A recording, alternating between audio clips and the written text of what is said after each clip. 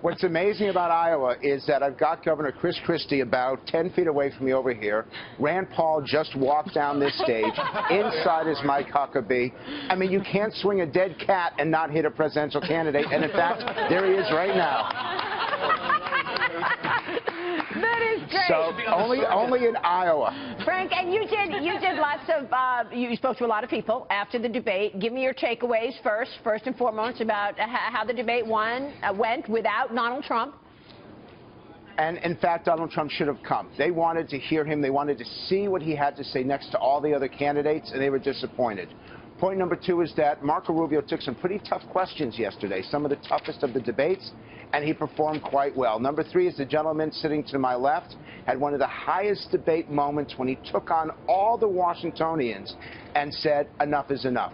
And number four, everybody is watching, everybody is listening, and we still have, with only 3 days to go, we still have about 1 out of every 5 voters who's undecided. So last night will have had a major impact on them, but this race is still anybody's to win. Frank, let me bring in Jolyn Kent. She's been following social media around all of this. Go ahead, Jo. Yeah, Frank, I'd just like to know, the most tweeted moment was actually Marco Rubio talking about how Senator Sanders would be a good president of Sweden. How did Senator Rubio resonate last night? Very strong. And it wasn't just his joke about being the president of Sweden. It's what he said afterwards about the four heroes who died in Benghazi.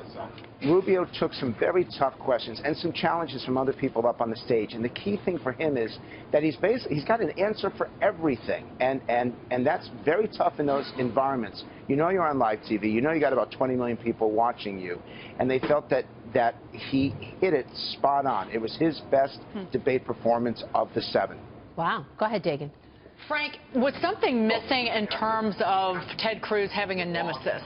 That when he has to take on other people, his delivery and his debate skills are more effective against Donald Trump than somebody else? I'm impressed with that because that's exactly what our group thought.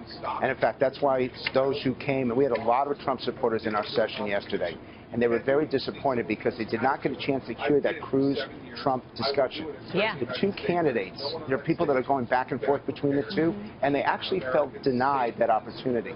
And as for Cruz, when he challenged Chris Wallace and kept on challenging, our audiences started to boo the TV. That's not what they want. It's okay to demand smart questions. It's not okay to interrupt the way that he did. Yeah, that's a good point. Somebody's tweeting right now, Cruz won the debate, Trump for president, Cruz for vice president. What do you think about that? This is just one tweet that I'm reading, but it seems to be, I'm hearing it increasingly. Do you think this is a couple? No, because you take a look at who's rising. You've got Chris Christie rising in New Hampshire. You've got people re-examining themselves here in Iowa. That all they want to know is, are you going to look them straight in the eye, or in this case, straight in the camera? Are you going to tell them the truth? Right. Are you going to say what you mean and mean what you say? That's what they're looking for. And they're trying to judge whether these candidates are just using spin or they really mean what they say. You and I were talking on email last night about Michael Bloomberg. And you said that the lane is wide open for Michael Bloomberg to enter the race. Tell us about that. What's interesting is that he takes about a quarter of the Republican vote if Trump is the nominee. He takes about 20% of the Democratic vote if Hillary Clinton's the nominee. And he takes a plurality of the independent vote. And that starts him at 28 or 29%. He would absolutely be credible if he decided to run. Look, Maria, I've never seen an election like this. And I'll be honest, I got it wrong back in August, and I'm determined not to get it wrong again.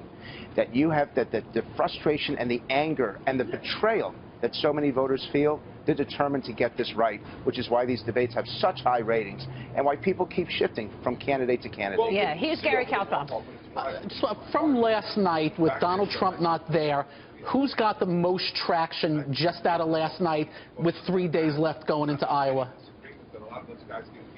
I genuinely believe that when all the votes are counted, I think Ted Cruz is going to win Iowa. I think Trump's got more support here than Cruz does. But Cruz has the most amazing operation. I had a chance to ask this question.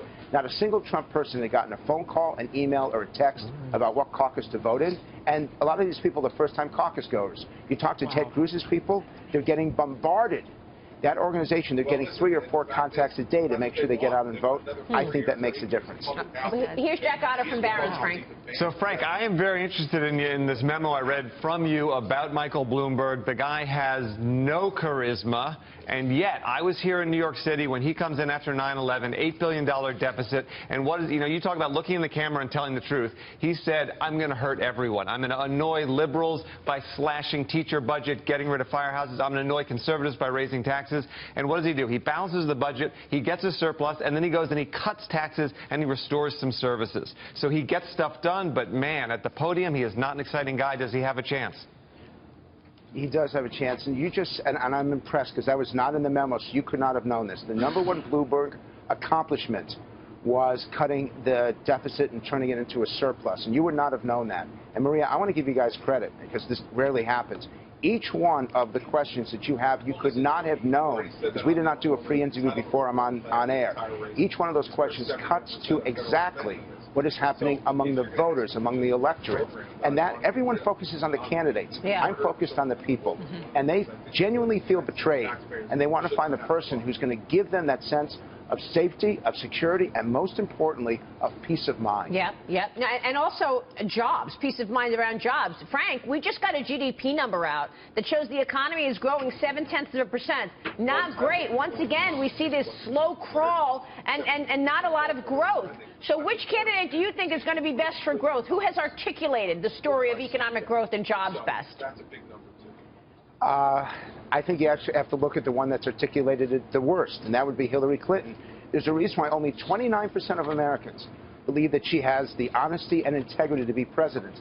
Think about that, 29%. That's more than 2 out of 3 who question her judgment and question her character.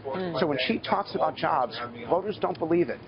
Wow, interesting. All right, final question here, Frank, before you go.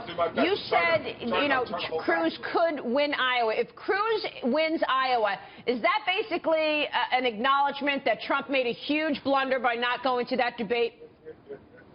No, because I thought Cruz was going to win Iowa even before Trump made that decision. I think that it shows that organization really does matter. Then is that why Trump missed it? He basically said, look, Cruz already has Iowa. I'm not even going?